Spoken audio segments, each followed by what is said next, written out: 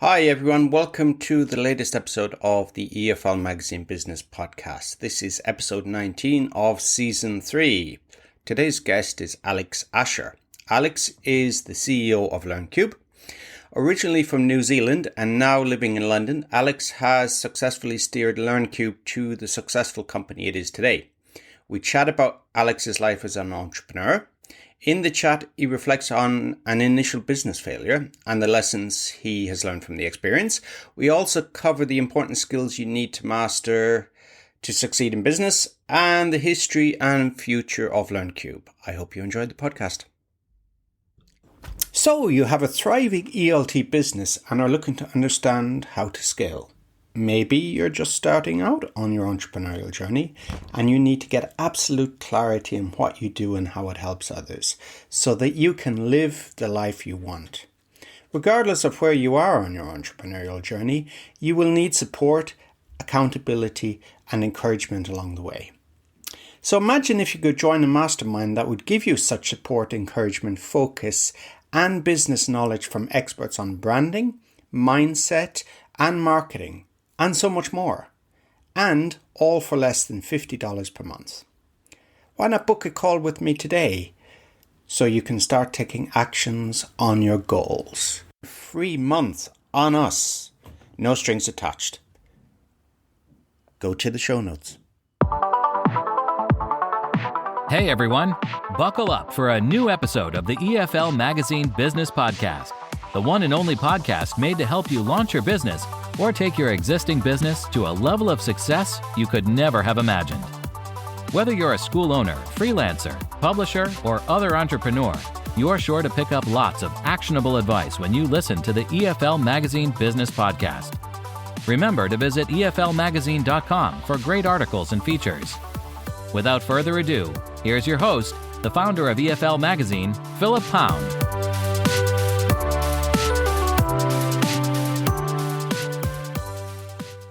Now, welcome back, everybody, to the latest episode of the EFL Magazine Business Podcast.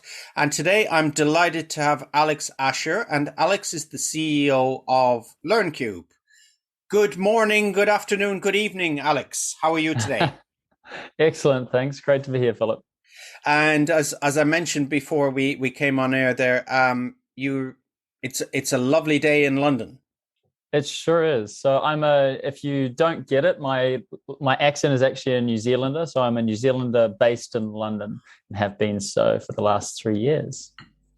Okay. And how did you, I don't really know where to start this. We can start this as far back as possible. How did I get there? Start it in the middle. Sometimes I kind of start in the middle and we talk about the product and then we go back, and sometimes I start at the beginning or we kind of lead it that way. So tell me about living in London. It's Jubilee weekend. Are you hyped about the weekend and having a few days off, or are you always working like entrepreneurs do?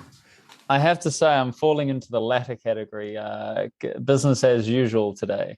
But no, it's a great time to be here. I love being in London, and I might help you there with like, how did I get to London? So LearnCube itself started in 2014, and the reason this is relevant is we started out of a program called Startup Chile, which is where I met the founder of LearnCube, Dan. We became fast friends, and he started building an online language school at the time, which we eventually pivoted into actually selling the software to language schools and language school entrepreneurs. But where this comes into London is that in 2015, Dan, after leaving Chile, was actually invited to Emerge Education, which is an incubator here in London. So the business is incorporated in London since 2015, and several years later, after joining with Dan, I find myself here in London, where the majority of our customers are in terms of the Northern Hemisphere. Being from the Southern Hemisphere, it was hard to work from New Zealand for the initial few years, but I've now moved over to London, where it is a lot easier and kinder on time zones. Yes, exactly. I mean, here living in Japan, it's a little difficult. I don't know. New Zealand, Japan I think there's only 2-hour time difference, is there? I think it's quite a lot more. Oh, is it? Oh. Yeah, I think it's about 12 to 13 hours difference between London and Auckland. Oh, what I meant is like Tokyo and Auckland is like 2-3 hours, is it? I still think it's even more than that, though, because it's even Really? 2 hours just to Australia. And so I don't know if there's a further difference between Australia and really? Japan. Okay, well, the listeners can figure that out for themselves. It's a long way away. Is the answer. It's not an opaque thing anymore. So so tell me, getting to London, you got just in the right time for Brexit. I in did, 2015. I did, but we got in there, so that was fine. That was it. So that was the incubator. So I remember actually I actually haven't spoken to Dan, but I think we've kind of had messages and things in the past. Sure. I remember I ran an online teaching conference back 2015. I think we were talking around then, and yeah. So 2015, I was like, this is so prescient of me. This is like I was like a trailblazer here, because I said, oh, how about I have a conference about teaching online, because that's where the future is. And then, of course, the pandemic hits, and 5 years later, came on. Like, 5 years later, of course, yeah. And I remember actually 5 years during, at the tail end of 2020, when things were so bad, that I re-released like on Facebook and other places, and saying, and I got quite a good few views 5 years later. And I remember at that time everybody was talking about Zoom. This was 5 years before and not many people knew about it. But then, of course, the pandemic came, and it was like the main thing, wasn't it? It was like the story of the pandemic, almost, Zoom. So so I don't know if there's a question there, but I'm going to ask you. So tell me about starting LearnCube and how you've grown and how the pandemic has come into that. Right. So I guess pre-pandemic, we were a small team finding our way. We have never raised like venture capital or anything like that. So we've always been largely self-funded, and things were sort of ticking on. We were growing well, but nothing crazy.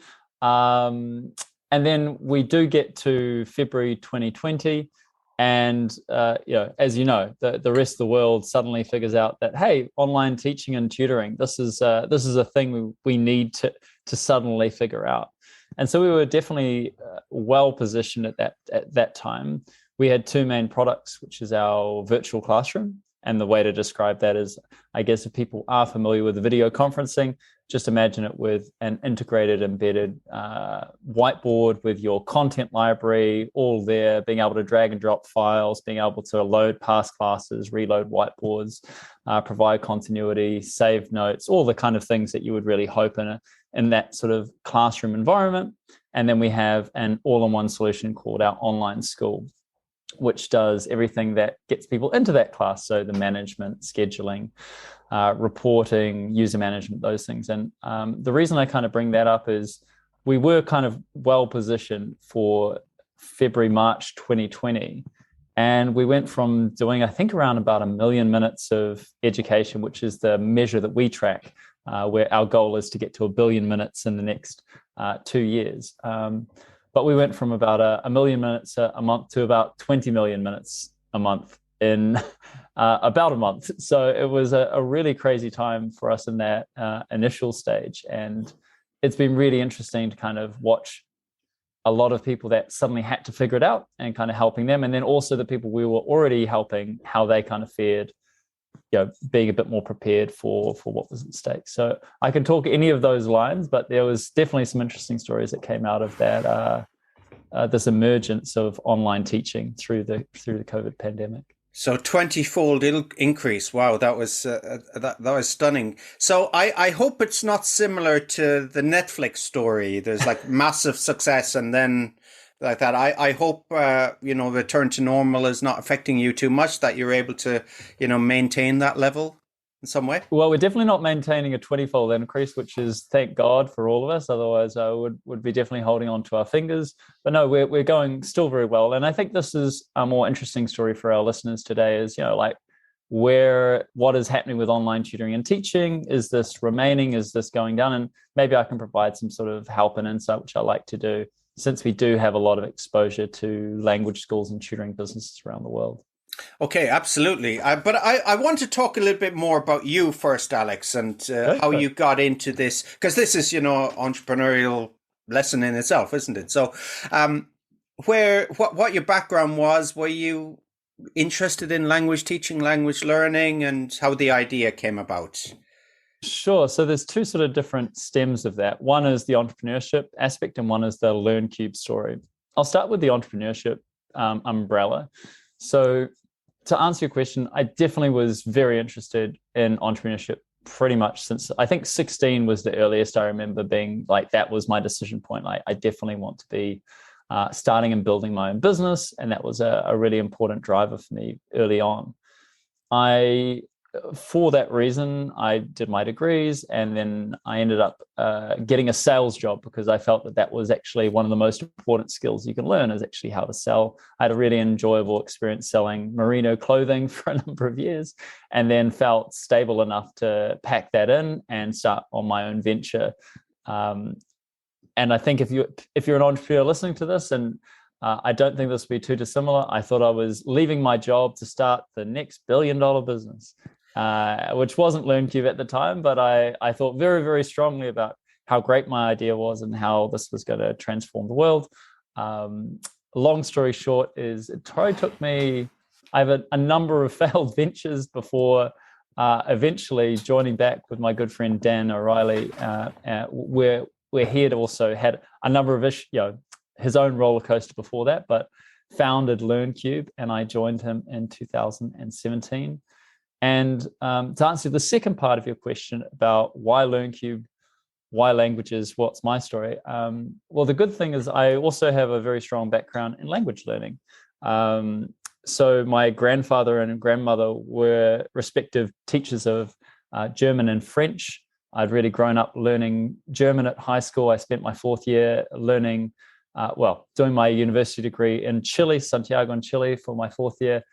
Really loved languages, and so this was a very natural business for me to enter. I was really pumped about where we were going, the vision of the business, and the fact that I got on really well with Dan as the original founder. It seemed like a really great match. Okay, and so this is we'll talk about the failures in a little bit, if you don't mind me raking up the trauma. But sometimes people say the failings of one of the failings of a business is that you're selling a product that nobody wants. So how did you know when you started LearnCube that this is a product that people want? So in the LearnCube case, to be honest, again, I think it's worthwhile sort of pulling out the origins. The origin actually was in Chile, Dan recognizing that people in Chile really needed access to English language education. Doing that in person was very difficult and limiting. How many teachers were there available, and which parts of the country were they available? And he could recognize an early opportunity. And I think there have been plenty of entrepreneurs that started that journey, which was the online language school, and we help those people now. But Dan, when he moved to London with the incubator program,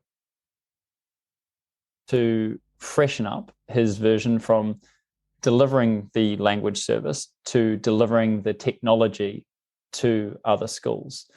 And I think he was able to see some very early traction with people signing up, people using the product. I think this is definitely a stem that I can kind of talk on, but particularly from my own failed business, it's easy to start looking at your own initial product and being like, oh, well, it's just the product's fault. If I just improve the product again and again and again, people will find me, they'll tell everybody they know, and suddenly I'll have this exponential business. And so I think that would be the main lesson of like, how do you know if you've got a business? Is not just, are people using it? Again, one of the experience that Dan did early, I remember, was being very successful, was, can I get free users? The answer is totally yes.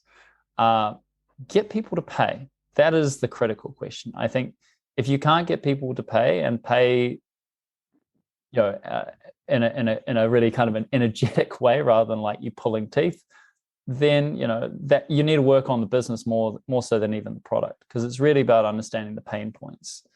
So that's how I would answer that question. How do you know? People are willing to pay you money and happily pay you money.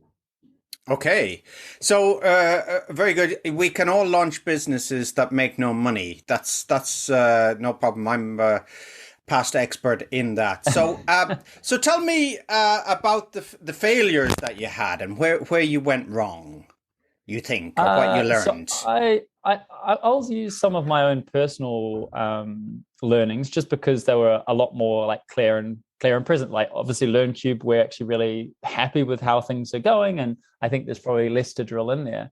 But my own personal business before, when I met Dan actually in 2014 in Chile, was a business for health coaches, would you believe? It was called Top Trainer. It was about helping personal trainers support their clients outside of their sessions, with various habits and all that kind of thing. I was really interested in that. I thought that could be a really great space. So a good example of maybe where I could have called it quits much earlier is I was able to build the initial product. I actually outsourced a lot of that development work. I didn't have a co-founder at the time. And so I developed the initial app. I was successful in selling it to some trainers, but I think to be honest, this is kind of a trap that I fell into. Was sometimes you can, my personality probably sold the product more than the product itself. And I think while that was fine in the first year, I was, I think, 3 or 4 years into that business before I ended up moving on. And I probably could have saved myself some time had I kind of been a bit more ruthless with like, hey, are we actually getting that critical mass of paying users, or is this a hobby but not really going anywhere? Yeah, that's the problem a lot of entrepreneurs have, isn't it? All the cogs are going around in your head, and you're thinking, okay, maybe if I should just stick it out. There's the sunk cost, isn't there? If I should just stick it out, and I should have like a stronger will, stronger endurance here, and eventually it will come through. And then the devil or angel on the other shoulder is saying, well, actually, you should just cut your losses here. You failed. It's a difficult conversation to have in your head, isn't it? It's because it's not black and white either. I think I would definitely be the first one to say it's not as easy as simply going, oh, well, if you haven't sold anything, well, I guess you should just pack up your bags. There is definitely, in every success story, there is a persistent story. There is definitely probably more businesses than not that had a really hard run starting out that business. So I don't think anyone should be under any illusions that it's easy, and that if you're not making money in the first 6 months, that you should pack it in because it would never have worked. But I do think that there is going to be a point where that conversation needs to be a lot clearer on like, okay, I have done the sticking out. I am either unable to, or unwilling to, or there's something stopping me from getting to the next level, and then probably having that conversation. So with my story on the health coaching app, I don't think I should have stopped just because the first year was hard. But probably after year 2, and I really didn't see a strong way of scaling and building a team, that probably would have been a time where I could have kind of had that stopgap and gone, okay, let's reflect on this. What's working, what's not, and is there really a market for this? And it turned out that there wasn't a market as big as I'd thought. It kept on going niche and niche, and we weren't able to get to where we needed to be. Yeah, hindsight is great, isn't it? We can look back and we can say, this is where I shouldn't have done this. I mean, we've all been there, but I think it's to have maybe the maturity or the courage to just face it full on, isn't it? And say, okay, I made these mistakes, I can move on. And then it's the resilience to come back, isn't it? Yeah, I think you need resilience to stick with it initially, but then there will be, there's the point where also you need the resilience and the courage to actually pack it in. And I'm very glad that I did that with my previous business.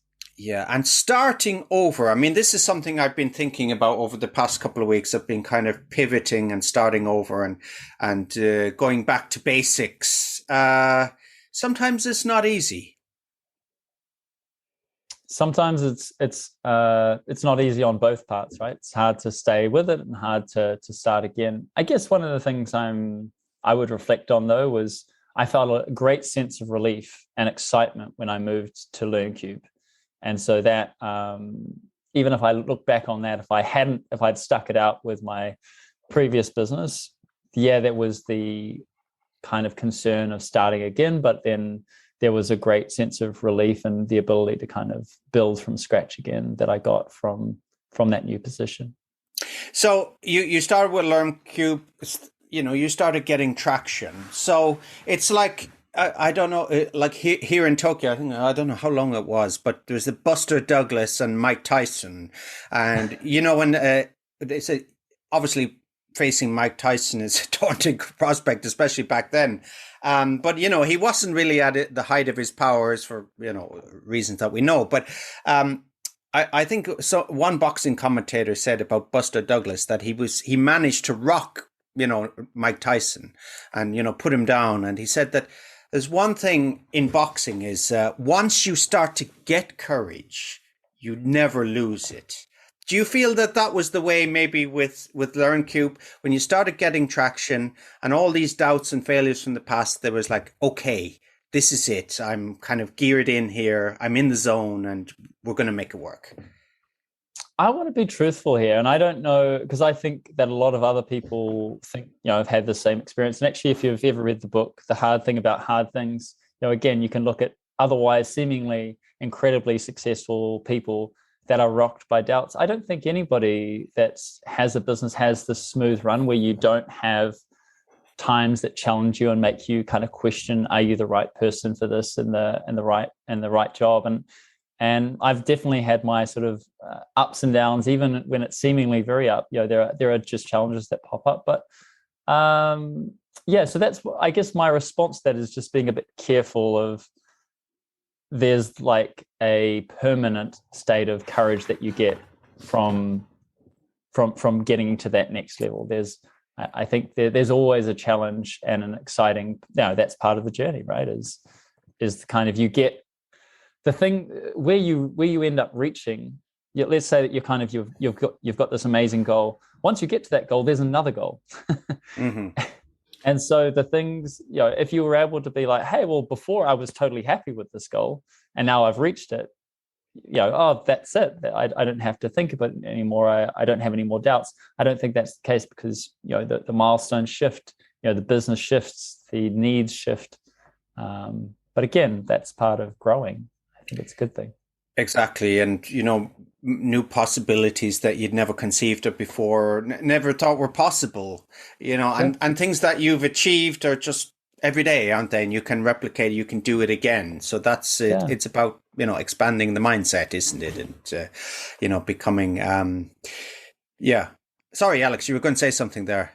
I think just to say that I also would say is, you're never going to just be suddenly in Wonderland and everything goes well. However, what you said was totally true, right? Once you've had an experience, you can't take that away. So now that I've sort of grown the business up to this point, I've always got that experience of growing it up to at least this point. So that's hugely valuable no matter where the business leads.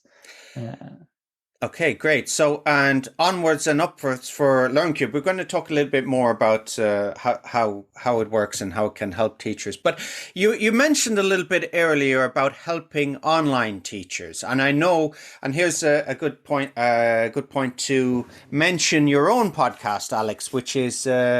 I didn't write it. I didn't write it down. Getting more students. There you go. Sorry, get more students.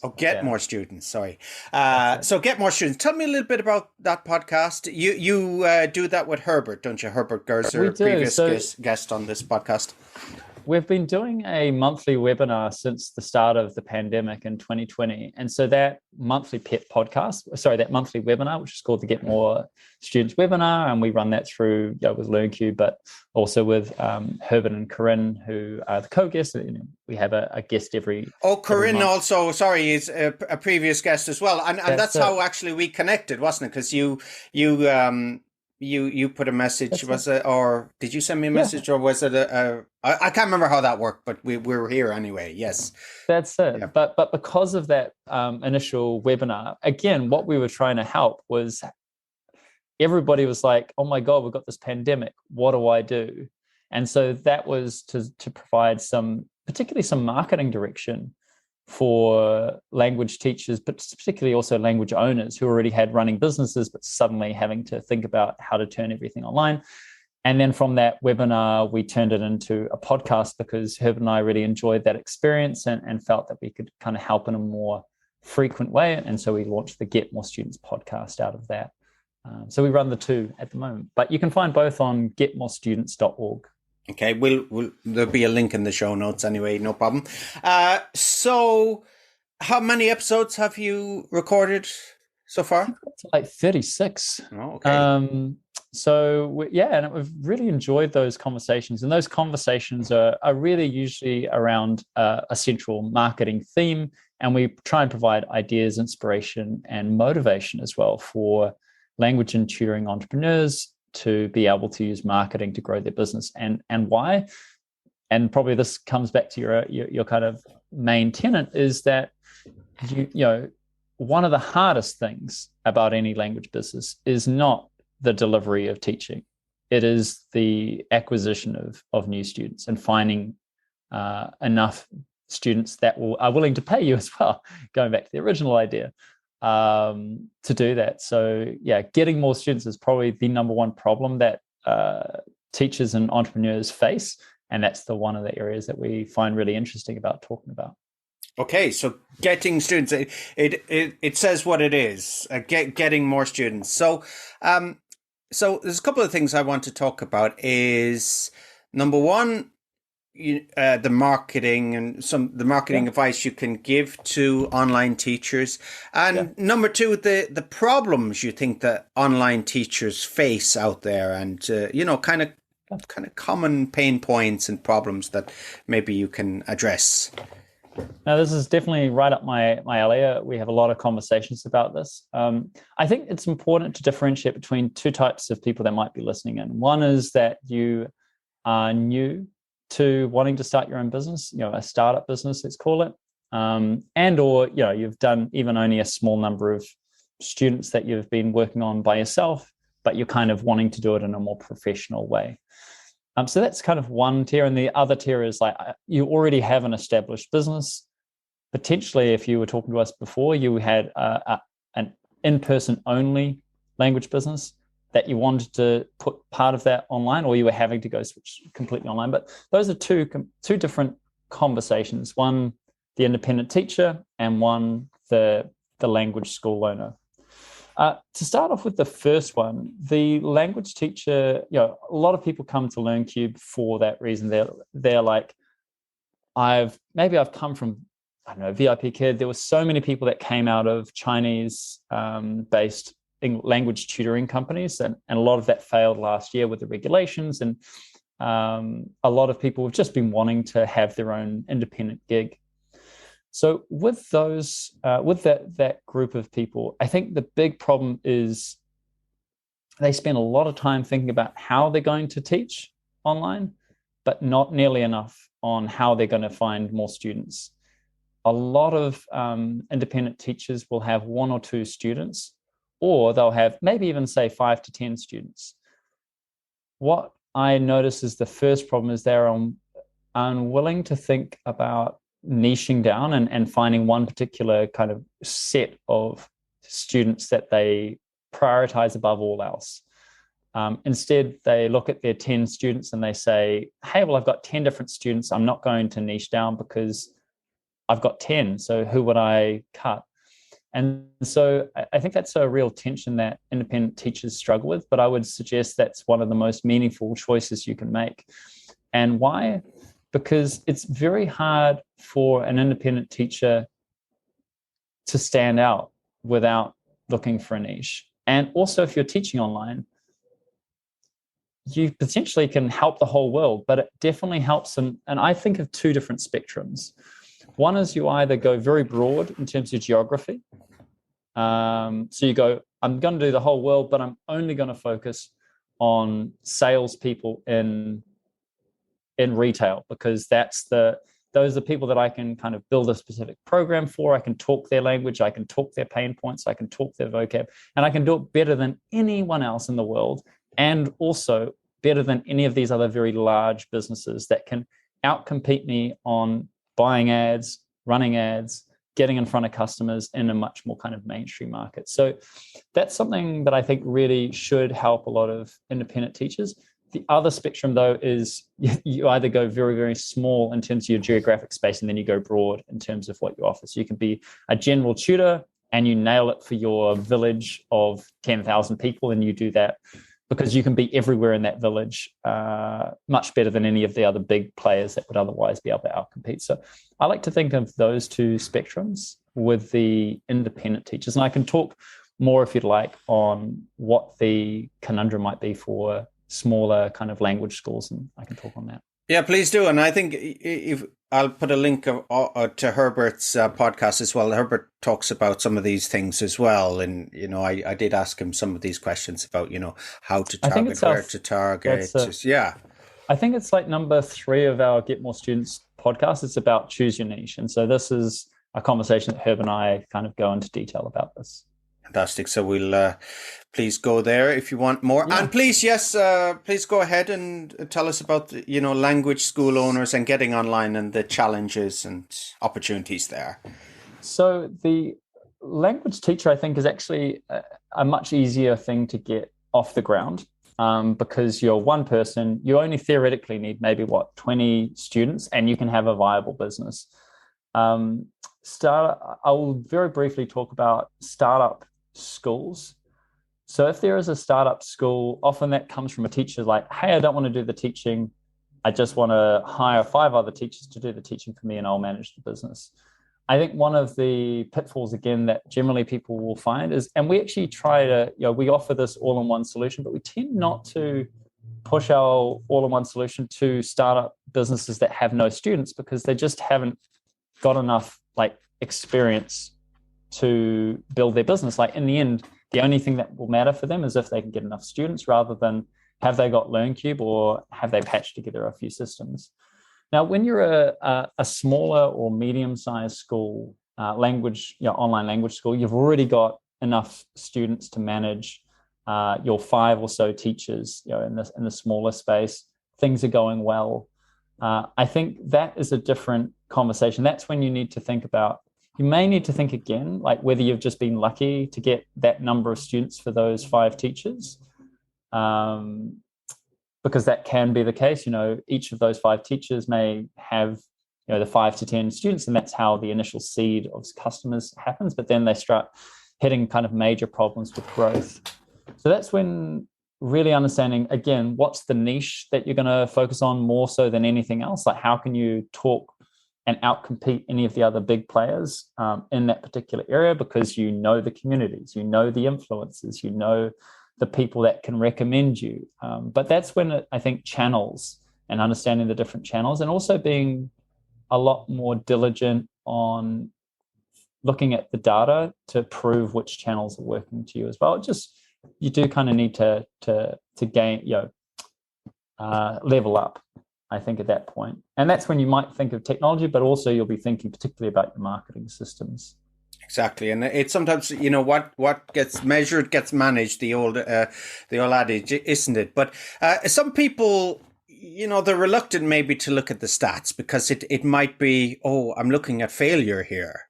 Isn't it? There's an emotional thing about it, isn't it? What kind of statistics should people be looking at? Let's say talk about funnels, talk about number of people approached and conversions, and I know it's broad field. I always ask this kind of question, but if you can give maybe an example for something specific, and maybe people can extrapolate it to something else.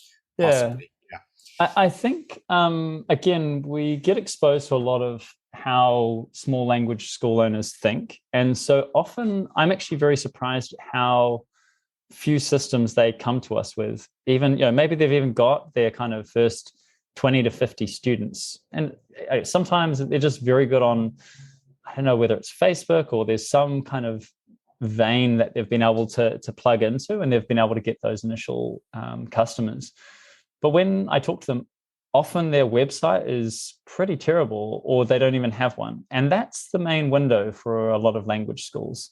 And I think that would be the first place. Often I see a real lack of even just using Google Analytics. And that's a very powerful tool that everybody can use. I think pretty sure it's free. It is free, yeah. But that's how you know how many people are coming to your website. And I think probably the most important thing, and if you're an established business, you may all know this, so sorry for you to listen to me trying to teach you how to suck eggs, but I think it's very important for people to understand what do the numbers need to be able to get the outcome you want. And I think this is where people really miss it, is they're like, oh, I've got 20 odd students, I want to just double that. Okay, no problem. But then you need to figure out, okay, for you to have a certain number of students, for a lot of the language schools we see, a free demo or free trial class is a really important part of that flow. It's often where they can build trust, they can show why they're different, they can kind of build a bit more kind of relationship with the customer. Okay, so how many of those demo classes do you need to do in order to get your next 20 students? And if you close 50% of them, that still would mean you need 40 trial classes every single month to get at least that first month to get your first 20 students. Probably more though, because a 50% close rate from a demo class is actually really good. It might only be 30%, which means you would need 60 free trials to happen every single month. And when I think people then go, oh, well, I'm only doing 5 trial classes, but I want 20 students, there's a bit of a problem there. And then you have to go, okay, well, how do you even get people into that free trial? Okay, we need at least, let's say that only 10% of the people that hit your website or your marketing or whatever it is go to a free trial class and actually sign up. Okay, if I've got 60 of those free trial users, that means I would need 600 people to hit the website or piece of marketing material that somehow converts at 10% to those free trials. And that means to get that many, what do I need to do to be able to ensure that 600 people at least get to my website? So I think thinking about things in those numbers and really working out that helps a huge amount. And then you can go, well, what are the tools I manage? As I say, Google Analytics can help you at the top of the funnel. And then I think just being quite clear that you do need to measure these things. And that's how it works in sales as well. Having some kind of CRM to make sure that you're also following up with students, because a lot of students don't just buy as soon as they see you. They may buy in 6 months, they may be in 12 months. And so you also need some way of following up with those students in a really systematic way that doesn't require you to think 20, for every single one of those. So these might be basic things, but I see entrepreneurs do this poorly more often than I see them do it really, really well. Yeah, and I think there's some good books about this. If I can remember, there's one called Business. Oh, I can't remember the book now. Sorry, it's been so long since I read it. But it's just basically business basics, isn't it? Just getting your metrics right, getting your conversions, knowing how your cash flow, and looking at a balance sheet and saying, oh, this company's in trouble, or this company is doing well. To know those things and to become acquainted with them. And that's, and all that information is out there. It's online or very cheap on Udemy and, so there is that. Yeah. So, but there is, so success, but there is a problem of be careful what you wish for, and biting off more than you can chew, and whatever other cliche I can think of, is that sometimes people scale too quickly and they can't, they don't have the resources. Mm-hmm. Is that a problem you see with some people, that maybe they can't cater for all these other students? I would love to say that. I have not seen that very often, though. Okay. I think if I really look statistically through my brain of like I would have literally met with thousands of people over my years in language education. And I think it would be a very, very small number that is a problem. The vast majority, and by the way, I've been there, I know, and it's actually an important skill. It's a survival mechanism for entrepreneurs. You need to be optimistic. But I've very rarely seen that suddenly people are like, hey, I've got this great idea about online language teaching, it's going to be amazing. And then suddenly they lift off. And why? Because it's also not a new thing, right? This is not a new thing that you should expect exponential growth just because you're available. You only get to that exponential growth when you're doing something different and you're doing it, or you're hitting a different market that hasn't really been trapped. And that's why these niches, I still feel, are so underutilized, because people are very unwilling, particularly teachers that are scared of kind of maybe saying no to people. They're very unwilling to take a chance on just doing one niche, and really speaking to that audience better than anyone. And that's why I'm really optimistic that actually there's a lot more opportunity than I think people are getting, because everybody is going for the same target. Anyone that wants to learn English, here you go. Come to my website, along with the other 1,000 websites that might also be trying to offer the same thing. Gotcha. Yeah. So it's just becomes a commodity. You're lost in the morass, aren't you? It's like you can't distinguish yourself. You don't offer anything new. And how do people make choices? They go with the bigger companies, don't they? The more more established companies. And they don't stand a chance. Not without thinking slightly differently, right? Not without, like, if you're trying to play the same game as a massive company, that's not a game you can win.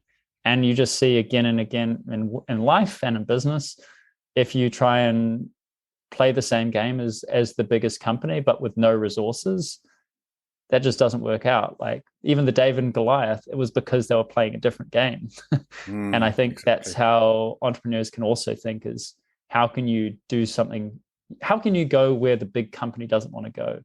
Almost thinking of, like, how can you get under the hedge that a big opponent couldn't get through? Like, there are opportunities aplenty, but it's sort of going where the big players aren't willing or wanting to put their efforts.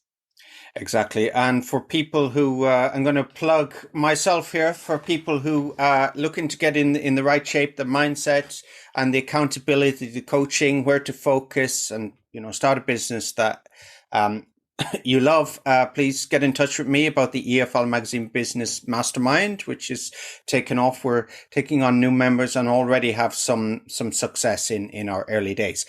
Plug over. Okay, Alex, tell me a little bit about, I keep saying a little bit, but you can tell me as much as you want. But about LearnCube, you talked about it as a teaching platform and is it a CRM? What was it? Student management platform? Is it all these things as well? It is. So we very much, because we started as an online language school from our initial get-go, we've built all of the components that a language school owner would need. So that's from starting off having a platform that people can log in. That's the user management aspect. There is the most important thing, which is also scheduling. If you're running a business where you're doing particularly like one-to-one tutoring, you're able to kind of choose from the teacher's availability, a slot, click that, you've booked the class. Credit management. These are all things that are kind of required to build a language company that can scale up. And then, of course, the thing that we're most noted for is our virtual classroom, because that's really that's the fun, shiny part. That's when you're actually in the class delivering a really fun, interactive session, with content, being able to use tools and technology as it's supposed to, and really leveraging that from what I see a lot of, using Zoom as basically I'm going to lecture at you for the next 60 minutes, and here's a nice presentation to. Here's a material that we can both interact on. Can we write notes? Can we, what are the things you're learning? Can you really interact and participate in this class rather than simply be a passive observer of me telling you what's happening here? So that's what we do, is that all-in-one language school. Because Zoom was never designed really for classroom, was it? It was adapted. I mean, it is changing. They have new apps and that, but it's a business tool, isn't it? It's a meeting tool. That if you looked at if you go to their prospectus, who are they serving? It's business clients. How can we sell more? Let's find more corporate companies, and they just happen to sell it to education. I'm not saying it's a bad tool. It's just it's also the difference is you could possibly compare Zoom as like a substitute maybe for LearnCube, because they both offer video conferencing. They both offer access between the teacher and student. And I think the difference comes in, okay, but how does somebody have a good experience getting in there? Where's the class management? Zoom isn't a class management tool. It's not a user management tool. It's not even a library of your content. It is designed for video conferencing. So that's, I think, a big difference between something made for language education and branded for your school compared to a video conferencing made for business meetings. So you, as you have so eloquently corrected me on a number of occasions, my ignorance about a lot of things in language teaching, learning, and the market. But one thing a hesitation I would have, for example, if I were to use LearnCube, would be, okay, well, there's the network effect, isn't there? That everybody has Zoom, they have the app, and nobody, you don't have to email people about links or using the technology. It's all there. Everybody knows how to get in, and that's it. Whereas, oh my God, maybe they don't know how to get in. Is there an app? Is there a link? How does it work? So tell me about that. So that was really interesting because before COVID happened as well, we've always been where there's never been an app, there never needed to be one because it was just all done through the web browser, whether that be on your computer or on your phone. So the first thing is you don't need to download anything, and it's simply, the student is logged in, they click a button to enter the class, and they're in the class. The only things that they will need to do is, again, something that they're already doing probably on FaceTime with Facebook or Google Meet, is actually the same technology, but they just need to allow the video and audio to come through the web browser and job done. So there's not really anything to teach somebody on, and you can start as easy as you like. It's just simply getting somebody into the class. That is usually not the problem that we have to worry about. In fact, I think one of the big things that we improve on is the fact that, particularly if you're using the all-in-one solution, the online school, is the classes provide the class reminders, and you just log into the platform. There's no sharing of links. You just click on the button, enter class, and you're in the class. As easy as that. So we've talked about the pandemic, you're coming through. So what's the future for LearnCube? Without giving away any future plans, but what direction do you see yourselves going over the next few years? Well, we do see ourselves as being leaders in a way, being the backbone of language education, particularly for online language education. And the way that we see that is we're already doing that in certain areas, like our virtual classroom and whiteboarding solutions are best in class. I think the things that we expect to get a lot better is how can we provide better student flows, better automation, and make the administrative side of managing a language school even better. And so that's actually more exciting than you might think, because that's actually what can make a business profitable and fun to use versus 6 different Excel spreadsheets and a whole lot of headaches to try and make the same thing work for free, but with a lot of time kind of spent to try and manage it all. So that's one aspect. The inside of the classroom experience, I think, can definitely get a lot better. And particularly since we focus on tutoring language education, we can add the tools that language teachers and tutors can really utilize to really stand out. And remembering as well that if everybody is using a standard video conferencing tool, we can kind of provide that the same edge that we're providing Babbel, we can provide that same edge for even the independent language teachers. So I'm quite excited about what we can do in the class. Materials are another area that we can improve on, making those materials more interesting, interactive, and also possibly, it's not important for maybe the smallest businesses, but for larger businesses and businesses of the future, data about which materials are being used more often, where are people spending their time in the class? Can we provide insights back to the business owner about, hey, is the student engaged enough and turning up on time? Like, are there indications that we can give back to business school owners that say, hey, this is a student you need to look after a little bit better because they're looking like they may be leaving you?